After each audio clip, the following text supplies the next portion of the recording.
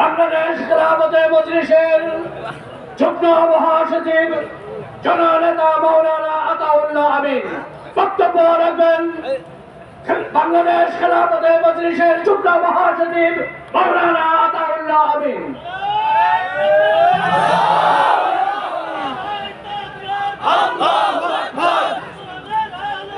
السلام عليكم ورحمة الله وبركاته. إن الحمد لله والصلاة والسلام على رسول الله. بسم الله الرحمن الرحيم.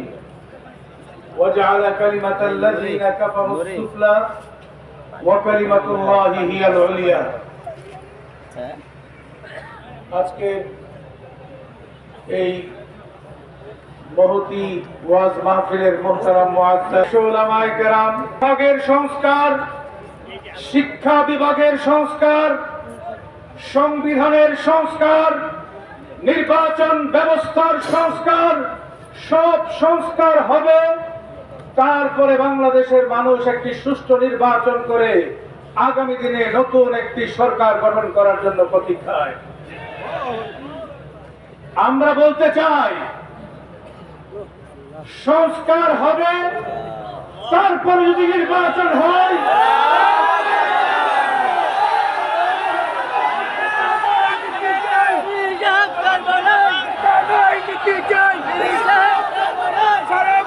শুনতে পাই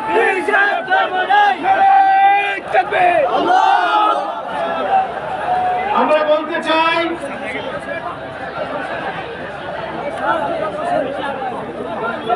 নির্বাচনের আগেই যদি সংস্কার হয়ে যায় তাহলে আগামী দিনে সুষ্ঠু নির্বাচন করা সম্ভব।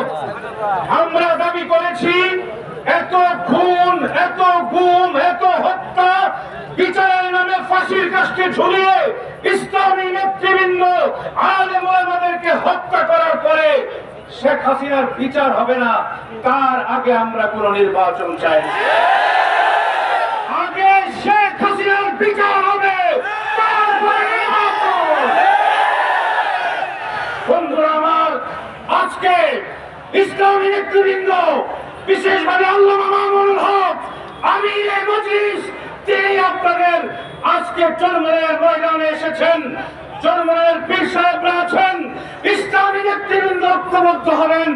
আগামী নির্বাচনের মধ্য দিয়ে এক পক্ষের নির্বাচন আমরা করে ইসলামী সরকার প্রতিষ্ঠা করতে চান। সেই জন্য উদারতা লাগবে।